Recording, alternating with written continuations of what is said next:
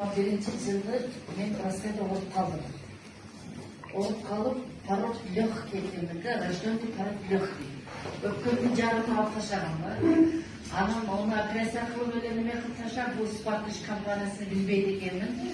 Анан бир айдан кийин дагы ооруп калдым Россияда. Ооруп калып эле анан МРТге барса башында опухам бар дейт да. Опухам бар. Сен бир айдан кийин дейт, bir ayda aldın diye sen operasyon olsun diye. Bu opukhanı bir operasyon kılmayız diye.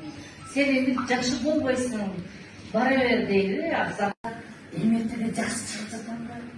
Opukhan жоқ dedi. Hiç falan жоқ dedi. Sen qanday boldun dedi. Qanday жоқ dedi. Жөн келет чонтойымды издеймін, чайларымды өзімені, орысым жақсы эле білесің. Вот это чай помогает мне дейм да. Вот это наш родина. Жөн келе сүйініп, мынадайда. Жөн келе сүйініп тұтамда, эки балам менде эне болуп жүрөйм ошолорго деп. Жөн келе сүйініп, анан эне кийин икам кеп сурады да. Öpküsüne karıp belgileyse dedi. Öpküden jaraqı.